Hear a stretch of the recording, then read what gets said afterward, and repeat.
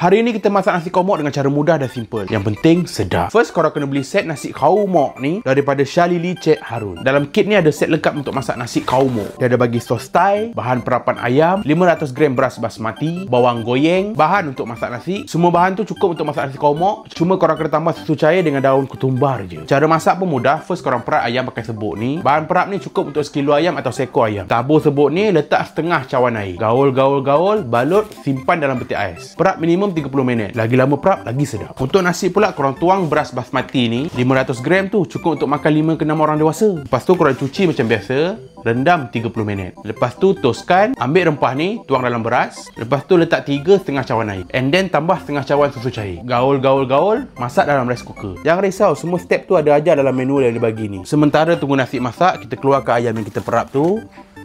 Panaskan minyak. Kau boleh goreng ayam macam biasa sampai garing. Ayam pun dah siap masak. Nampak color cantik je kan. Nasi dah masak. So, kita gaul sikit nasi ni. Oi, bau dia. Bau rempah ratus. Tengok color cantik Lepas tu ambil bawang goreng yang dia bagi ni, tabur atas nasi. Tabur daun ketumbar sikit.